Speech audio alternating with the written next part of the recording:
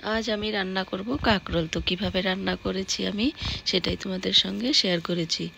তো বন্ধুরা, আমাদের দুই বান্ধবী চ্যানেলে তোমাদের সবাইকে স্বাগতম। তোমরা সবাই কেমন আছো? আশা করছি সবাই ভালো আছো আর সুস্থ আছো। আমরাও দুই বান্ধবী ভালো আছি আর সুস্থ আছি। তো দেখো, কাঁকরোল রান্নার জন্য প্রথমে আমি 4টে কাঁকরোল নিয়েছি। কাঁকরোলগুলোকে ভালো করে ধুয়ে নিয়েছি। ধুয়ে নেওয়ার পর দেখো, কাঁকরোলগুলোকে এইভাবে আমি কেটে নিয়েছি।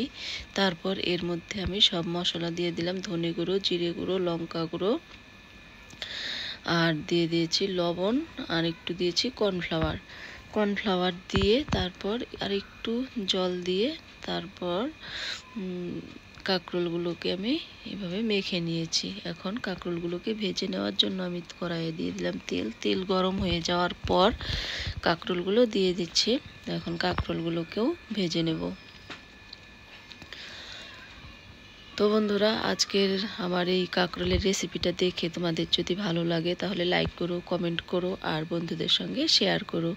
আর আমাদের চ্যানেলে তোমরা কেউ যদি নতুন হয়ে থাকো তাহলে আমাদের চ্যানেলটিকে সাবস্ক্রাইব করে বন্ধু হয়ে আমাদের দুই বান্ধবীর পাশে থেকো।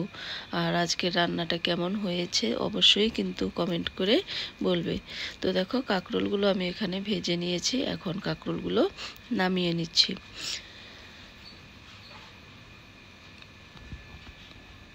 তো কাঁকরোলগুলো নামিয়ে নিয়ে এখানে ওই তেলের মধ্যে আমি ফোড়নে দিয়ে দিলাম শুকনো লঙ্কা আর দিয়ে দিলাম একটু কালো জিরে।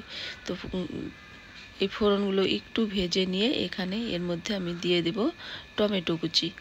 তো এই যে এখানে আমি দেখো টমেটো কুচি দিয়ে দিলাম। টমেটো কুচি দেওয়ার পর দিয়ে দিলাম একটু ধনে গুঁড়ো, লঙ্কা গুঁড়ো আর হলুদ, আর একটু দিয়ে দিলাম লবণ দিয়ে একটু জল দিয়ে দিলাম। এখন মশলাটাকে ভালো করে কষিয়ে নিব।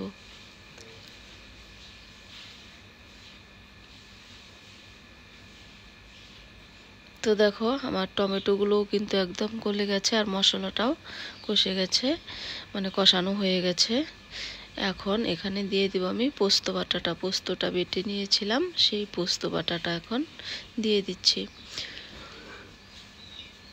পোস্ত বাটাটা দিয়ে ভালো করে মিশিয়ে নিয়ে আবার কিছুক্ষণ পোস্ত বাটাটা নেড়ে চেড়ে কষিয়ে নেওয়ার পর তারপর এখানে দিয়ে দেব কাজু বাদাম বাটা, না সরি কাজু বাদাম না, সর্ষে বাটা। তো দেখো, পোস্ত দিয়ে একটু কষিয়ে নেওয়ার পর এখানে একটু জল দিয়ে দিলাম। জল দিয়ে জলটাকে ভালো করে ফুটিয়ে নিয়ে তারপর এখানে কাঁকরোলগুলো দিয়ে দিলাম।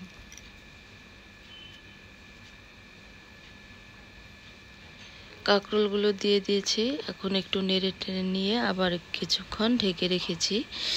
আর এদিকে আমি সর্ষেটা বেটে নিচ্ছি। তো সর্ষেটা বাটার জন্য আগে তো আমি এমনি সর্ষেটা বেটে নিতাম। তো এক দিদিভাইয়ের কাছ থেকে শুনেছি যে কাঁচা লঙ্কা আর লবণ দিয়ে সর্ষে বাটলে নাকি সর্ষে তেতো হয় না। তো সেই জন্য আমি কাঁচা লঙ্কা আর একটু লবণ দিয়ে সর্ষেটা বেটে নিলাম। তো সর্ষেটা দেখো বাটা হয়ে গেছে। বাটা হয়ে যাওয়ার পর এদিকে আমার কাঁকরোলটাও কিন্তু একদম পুরো কমপ্লিট হয়ে গেছে, সিদ্ধ হয়ে গেছে। তো এখন আমি সর্ষেটা এখানে দিয়ে দিলাম। তো কিছুক্ষণ নেড়ে চেড়ে আমি নামিয়ে নেব। তো বন্ধুরা, আজকের এই ছিল আমার কাঁকরোল রান্নার রেসিপি। কিভাবে আমি রান্না করেছি তোমাদেরকে সেটাই দেখালাম। তো সবাই ভালো থেকো, সুস্থ থেকো। তোমাদের সঙ্গে আবার দেখা হবে নতুন আরেকটি ভিডিও।